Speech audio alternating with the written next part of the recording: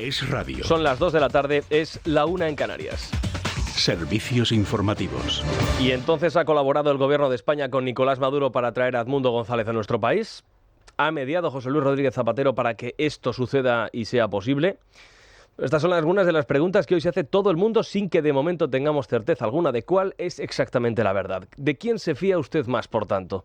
¿De lo que dicen los colaboradores de la narcodictadura venezolana, de Nicolás Maduro, o de lo que andan contando hoy los de Pedro Sánchez, los ministros del Gobierno de España? Bueno, seguramente usted ya sabrá que este fin de semana el ganador de las elecciones del pasado 28 de julio en Venezuela y por tanto presidente legítimo de aquel país, Edmundo González, ha tomado un vuelo de la Fuerza Aérea Española para iniciar su exilio en Madrid. Y desde que se conoció la noticia, el ministro de Exteriores, José Manuel Álvarez, ha insistido en que no ha habido ninguna negociación con este régimen dictatorial bolivariano para sacar de allí a quien ganó las elecciones. No ha habido ningún tipo de negociación política entre el Gobierno de España y el Gobierno de Venezuela. Que el asilo político ha sido a solicitud personal de Edmundo González. El Gobierno de España no da ninguna contrapartida para que se haya podido producir esa salida de Edmundo González. No ha habido ninguna negociación. A ver, es complicado comprarle al Gobierno de España que sin que haya habido conversación alguna, sin que haya dado ningún tipo de negociación, Nicolás Maduro haya dejado de salir así del país por las buenas a una persona que estaba en búsqueda de captura. Es difícil de creer que estando en la Embajada de España en Caracas, como se ha dicho que estaba, también se ha dicho que estaba en la de los Países Bajos, pero que Nicolás Maduro haya dejado salir de cualquier legación diplomática a Edmundo González sin previo acuerdo. Porque si tiramos de memoria, recordemos que Leopoldo López estuvo 18 meses refugiado en la Embajada Española en Caracas y como no hubo ningún acuerdo, porque Nicolás Maduro lo quería tener en la cárcel, tuvo que salir escondido en un maletero camino a la frontera con Colombia. Es inverosímil que la dictadura haya permitido el aterrizaje de una aeronave de la Fuerza Aérea Española en Caracas para sacar de allí a quien aquella dictadura considera un prófugo de la justicia, ya decimos en búsqueda y captura.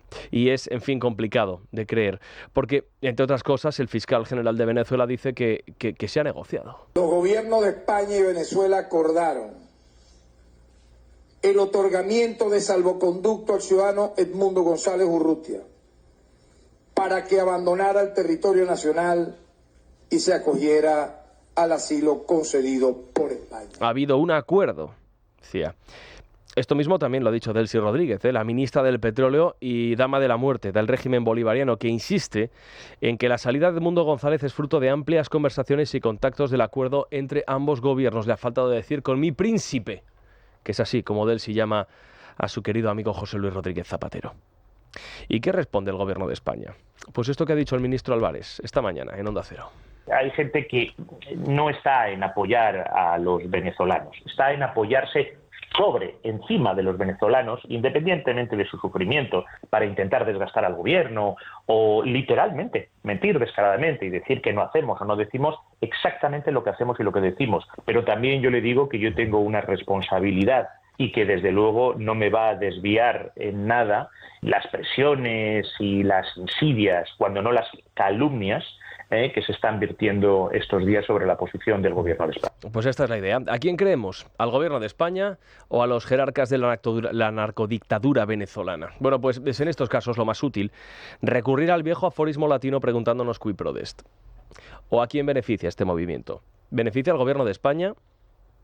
A ver, el gobierno gana un disidente venezolano más en nuestro país, del cual se va a olvidar, por cierto, en las próximas horas.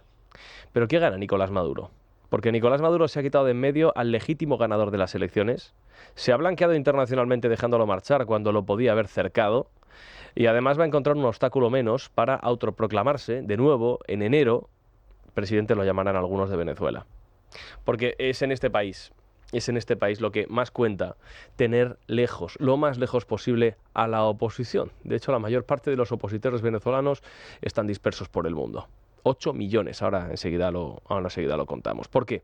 Pues porque para lo que cuenta en este país, para lo que cuenta en Venezuela, lo que cuenta para Nicolás Maduro, no es lo que los ciudadanos votan, sino lo que deberían haber votado, que es a él.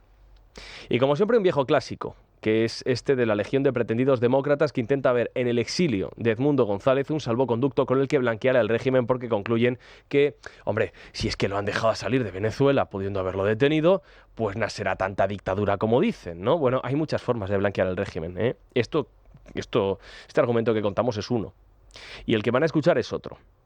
Desde Radio, nuestra compañera Leticia Barquín le ha hecho una pregunta muy concreta que podría haber respondido con un sí o un no. Pregunta que le ha hecho al ministro de Cultura, Ernest Urtasun, de Sumar. Buenas tardes. Yo muy brevemente le quería preguntar si Venezuela es una dictadura. Gracias. Mire, en Venezuela se han producido muchas elecciones ya bajo el gobierno del chavismo que han sido verificadas internacionalmente por el propio Centro Carter, por ejemplo, en el pasado, y estas elecciones no han tenido esa verificación porque las actas no se han publicado. Por lo tanto, un proceso electoral democrático necesita la publicación de las actas y necesita una validación internacional. Y es por lo que tiene que trabajar la comunidad internacional para lograr precisamente ese proceso político que lo permita. Pero que le hemos preguntado si Venezuela es una dictadura o no lo es. Qué lejos y qué cerca, qué presentes tenemos las palabras de Yolanda Díaz apoyando a Hugo Chávez y a Nicolás Maduro, ¿verdad? En la semana pasada le preguntaron a Urtasun por los toros. ¿Maltrato animal? Respondió.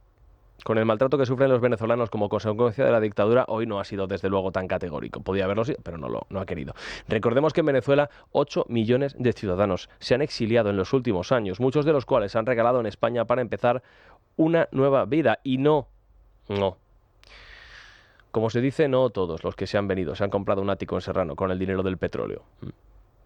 Y es normal, es lógico que millones de venezolanos que depositaron sus anhelos, esperanzas, sueños e ilusiones en Edmundo González, hoy, es lógico, se sientan huérfanos de ese liderazgo después de ver cómo les han robado las urnas, cómo su líder ha salido por patas de aquel país y cómo continúan padeciendo esta salvaje dictadura, porque es que no todos pueden tener el privilegio de cogerse un avión y exiliarse. Por cierto, hablando de dictaduras, el presidente del gobierno, Pedro Sánchez, está en China. Allí se va a entrevistar por segunda vez en un año con otro demócrata de los de toda la vida, Xi Jinping. Y allí va a poder tomar buena nota del trato que se le dispensa a los críticos con el Partido Comunista Chino y la perfecta sincronía y sintonía con la que aplauden al líder los casi 3.000 diputados del muy mayoritario Partido Comunista Chino, que aprueba sin rechistar todo lo que se le pone por delante a Xi, es decir, al líder. Esto es algo que ya quisiera para sí Pedro Sánchez, que este fin de semana ha dejado para los suyos y los que no lo son, es decir, todos los españoles, para sus gobernados, una frase que desde luego es bastante inquietante. Pedro Sánchez dice que tiene la determinación de avanzar con su agenda sin el apoyo del Parlamento. Vamos a avanzar con determinación en esa agenda, con o sin apoyo de la oposición, con o sin un concurso de un poder legislativo que necesariamente tiene que ser más constructivo y menos restrictivo. Dijo lo que parece que dijo, desde luego el presidente dijo lo que dijo, eso está claro.